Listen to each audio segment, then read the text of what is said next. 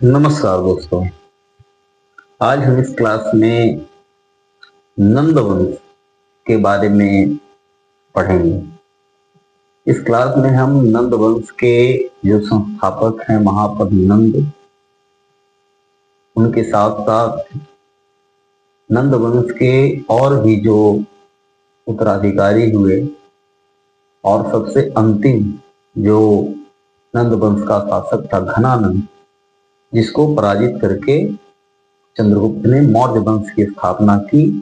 इन सारे शासकों के बारे में डिटेल रूप में हम इस क्लास में देखेंगे।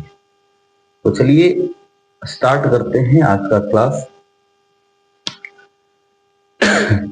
तो सबसे पहले नंद वंश जो है वो करीब 364 से 322 ईसा पूर्व तक इसका जो शासन काल है वो रहा।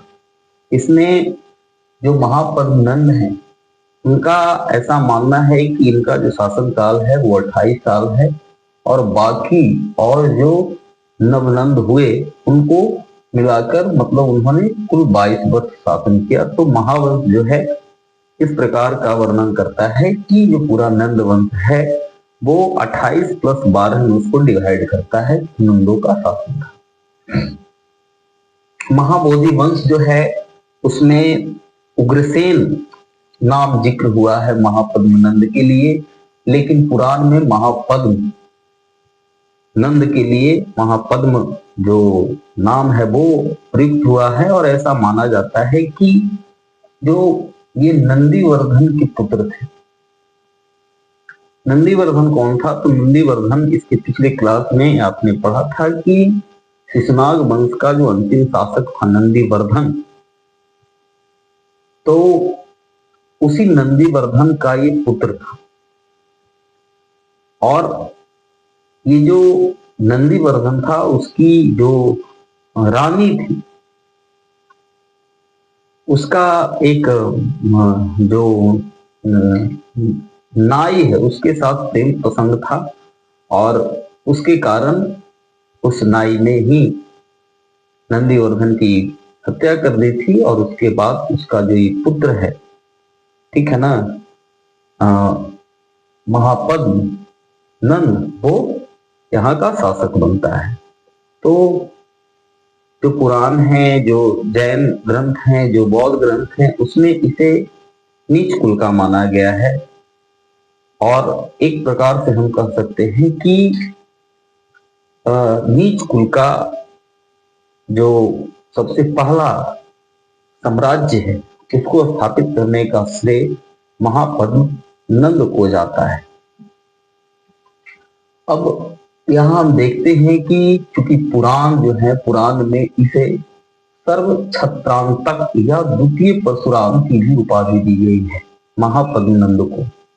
और इसके पीछे ये कारण था, ये रीजन था कि इसने जितने भी क्षत्रिय वंश के शासक उस समय शासन कर रहे थे उन सारे लोगों को इसने पराजित किया, सारे लोगों को हराया और उनके राज्य को मगध साम्राज्य में मिला।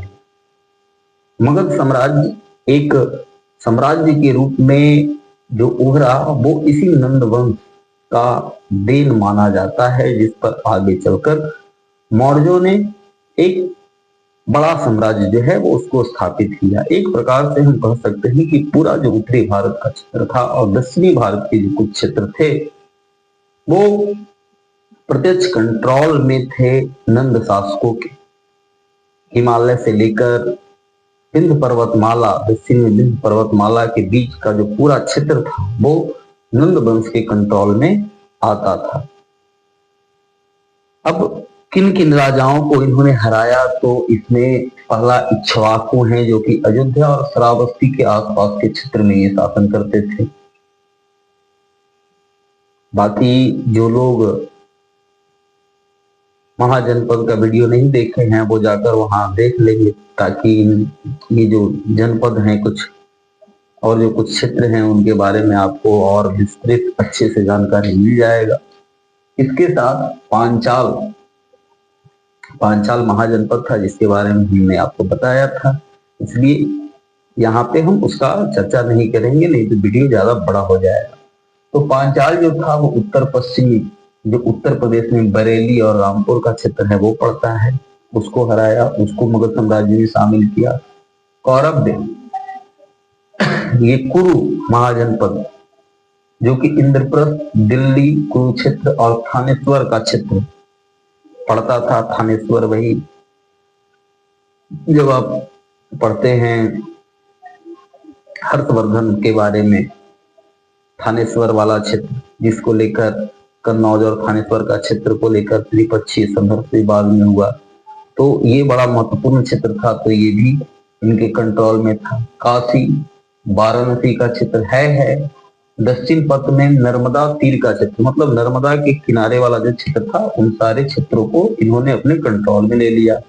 अस्मक, गोदावरी घाटी में पौधन या पोतन का क्षेत्र, अस्मक जिसकी राजधानी पोतन हुआ करती थी, और अस्मक इसलिए भी महत्वपूर्ण है क्योंकि 16 महाजनपदों में से जो 15 महाजनपद थे वो नर्मदा घाटी में थे, और ये जो 16वां महाजनपद था वो गोदावरी नदी घाटी में पड़ता था। अस्मक इसलिए आप इसको याद रखिएगा क्योंकि एग्जाम में इससे संबंधित क्वेश्चंस आ जाते हैं कि वो 16वां महाजनपद कौन था जो कि गोदावरी नदी घाटी में पड़ता था, तो ये है अस्मक। उसके बाद वितिहोत्र, इसके बारे में हमने बताया था कि वितिहोत्र वंश के अंतिम शासक रिपुंजय को पराजित करके प्रदोत वंश जो है, कुनिक ने अपने पुत्र प्रदोत को शासक बनाया था, तो वो वाला क्षेत्र जिसमें ये पड़ता था दक्षिण में अस्मक और है के क्षेत्र से लगे हुए जो प्रदेश थे वो, तो इनको भी जीत लिया। कालिंग का क्षेत्र, कालिंग कहाँ था, तो उड़ीसा में बैतरनी और वराह नदी के बीच का जो क्षेत्र था कालिंग का, उसको भी महापद्मनंद ने अपने कंट्रोल में किया। फिर सूरसिंह, मथुरा के आसपास का क्षेत्र, जिसमें बताए थे कि यादव वंश के शासक जो थे यहाँ शासन करते थे, भगवान कृष्ण का संबंध आपको बताए थे। और मिथिला, हमारा जो बिहार में मुजफ्फरपुर और दरभंगा जिले के बीच वाला क्षेत्र, और नेपाल के तराई का जो कुछ भाग है वो पड़ता था, इसको भी अपने राज्य में मिला लिया। तो इस प्रकार से हम देखते हैं कि जितने भी महाजनपद, जो कि आप देखते हैं कि जो 5 राजवंश चले, बृहदत्त वंश, बीच में वर्णन आता है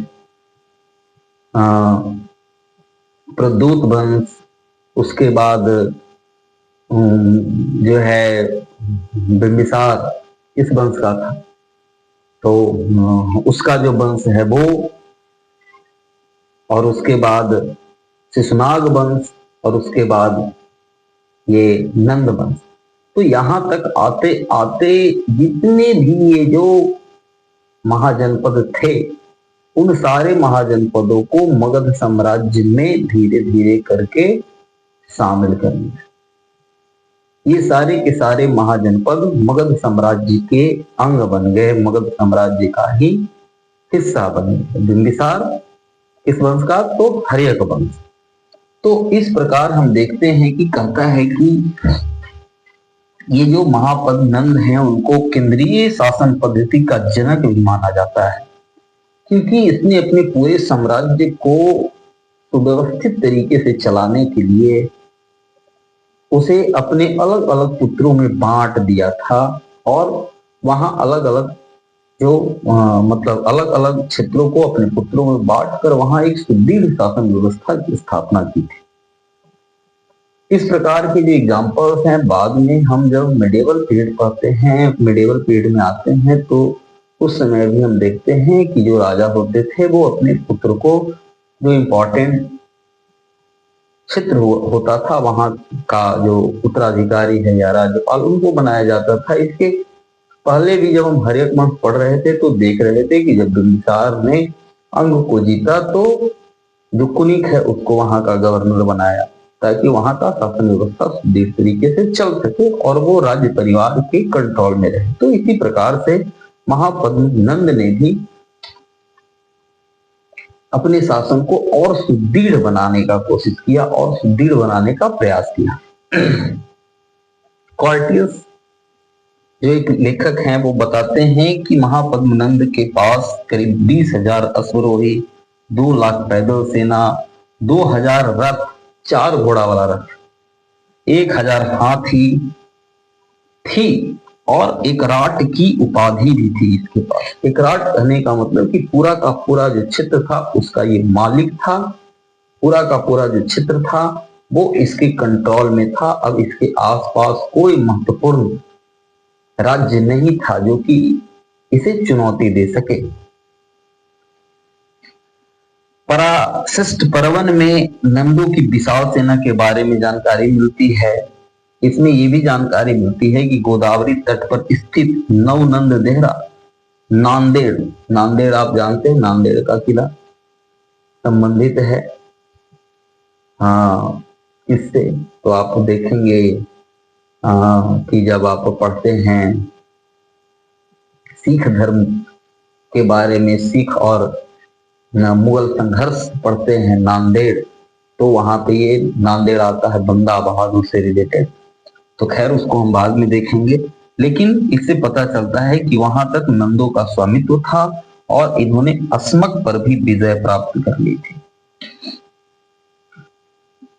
यही जो दक्षिण भारत में पड़ने वाला महाजनपद था उस पे। और इसमें महापद का जो मंत्री था कल्पक, उसने महत्वपूर्ण भूमिका निभाया था। अब इसके साथ एक और जो महत्वपूर्ण स्रोत है वो है हाथी गुफा अभिलेख।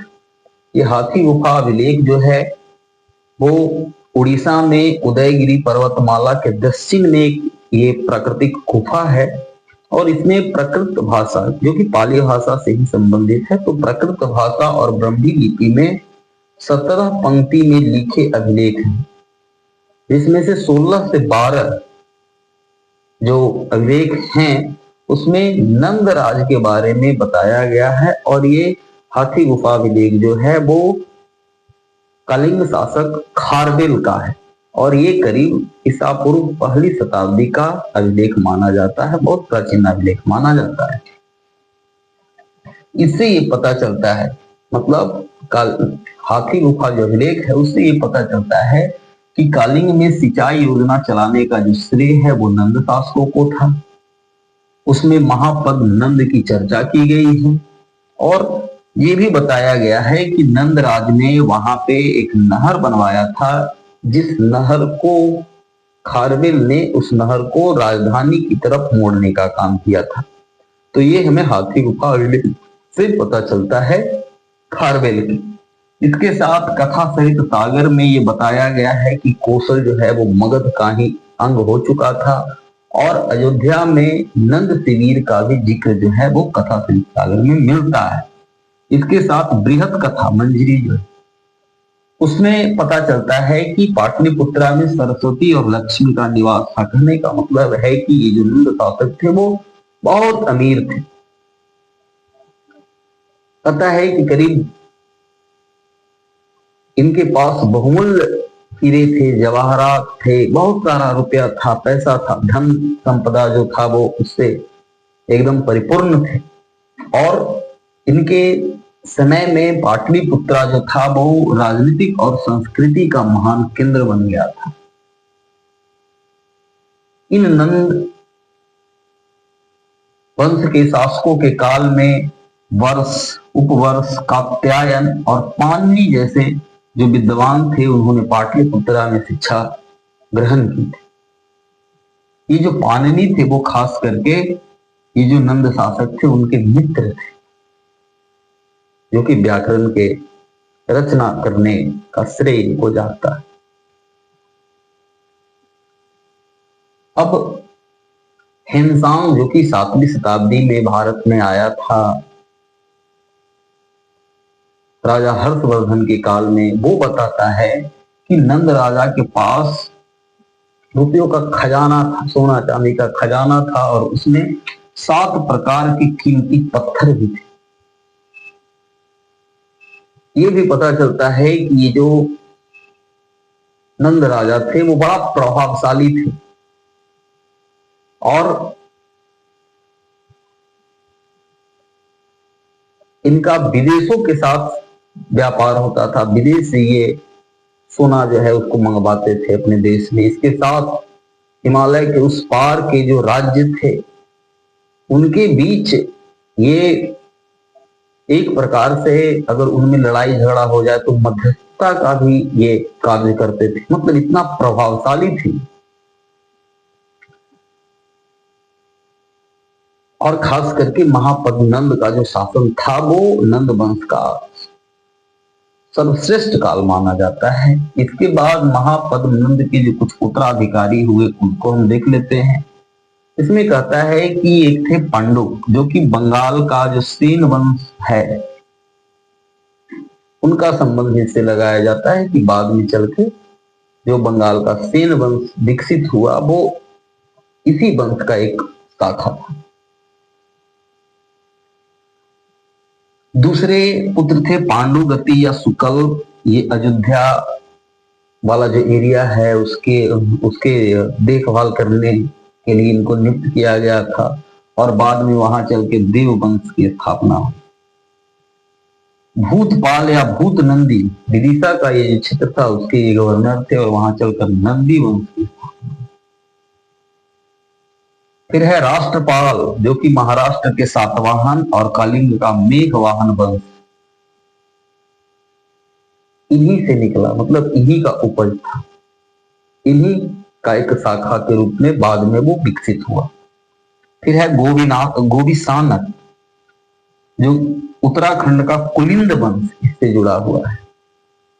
उत्तराखंड के ये प्रशासक हुआ करते थे। फिर है दस्सिद्धर, जो कि बकाटक वंश, बकाटक का जो क्षेत्र था वो इनके कंट्रोल में था और इनको विंध्य शक्ति के रूप में भी जाना जाता है। फिर है कैवर, कहता है कि जो पुत्र था वो उसके पास कोई प्रांत का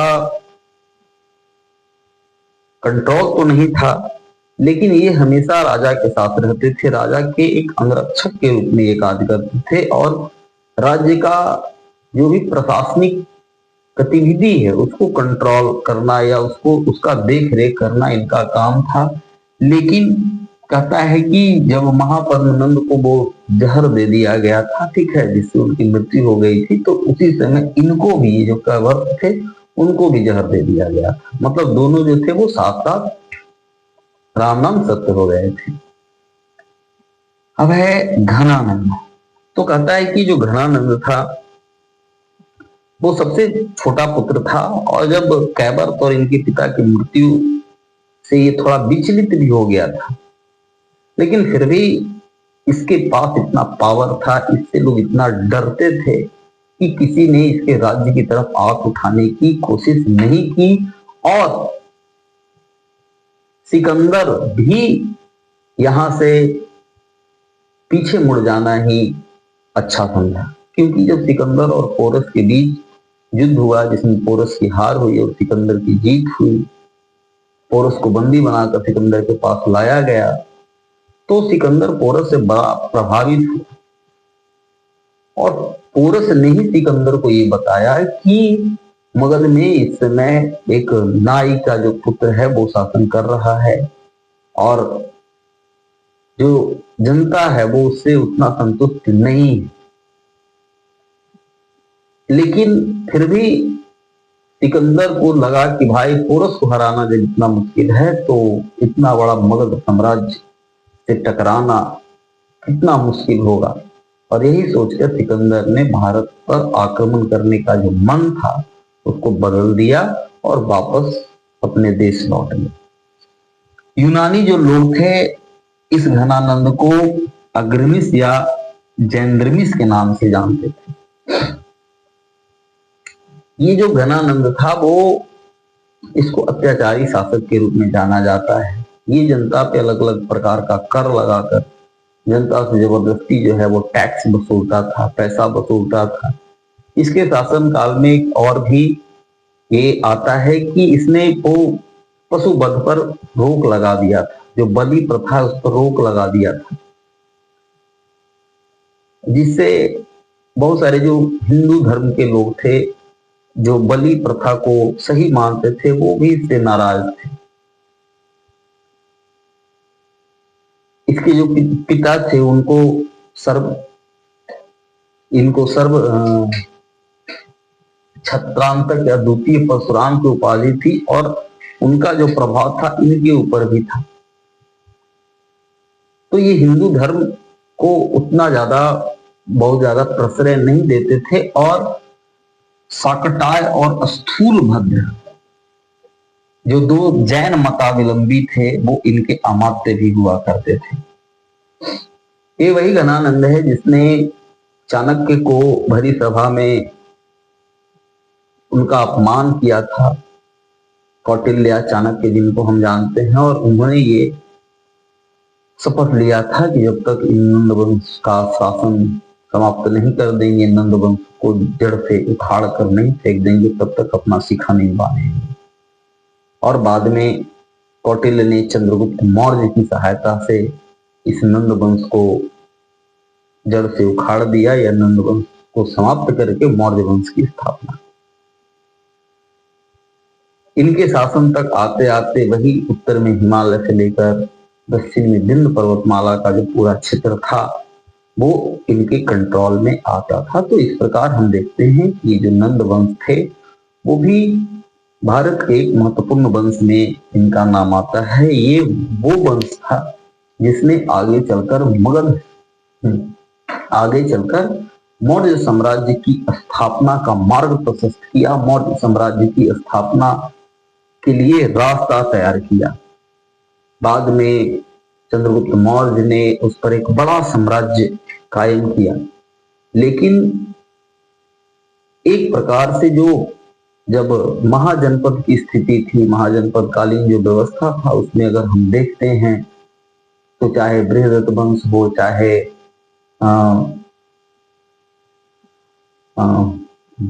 प्रद्योत वंश का भी कुछ जिक्र आता है, चाहे उसके बाद हर्यक वंश हो, उसके बाद शिशुनाग वंश हो, तो इन सारे वंशों में जो सबसे उत्कृष्ट वंश माना जाता है वो नंद वंश को माना जाता है। क्योंकि नंद वंश के समय में भारत का वो बहुत बड़ा एरिया एक प्रकार से इनके कंट्रोल में था और महापद्मनंद का जो शासन था वो अब मगध का शासन नहीं रहा, बल्कि वो भारत का शासन व्यवस्था के रूप में जाना जाता था।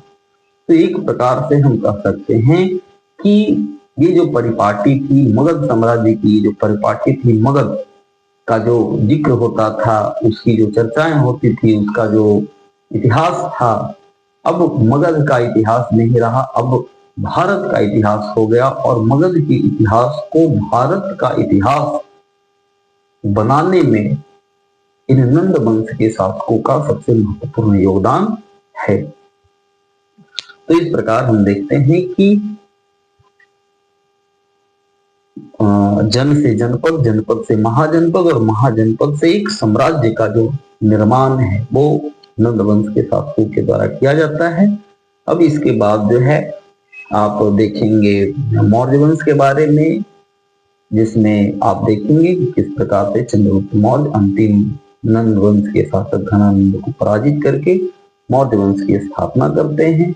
कौटिल्य का उनमें क्या भूमिका होता है, तो इन सारी चीजों के बारे में हम अगले क्लास में डिस्कस करेंगे। उम्मीद है ये क्लास आपको समझ में आया होगा। अगर किसी का कोई प्रॉब्लम है, कोई क्वेश्चन है, तो वो कमेंट बॉक्स में डाल सकता है और ज्यादा से ज्यादा आप अपने दोस्तों के साथ इस वीडियो को शेयर करें ताकि और भी जो लोग हैं उनको इससे फायदा हो सके। तो फिर मिलते हैं हम नेक्स्ट वीडियो में, तब तक के लिए धन्यवाद, नमस्कार।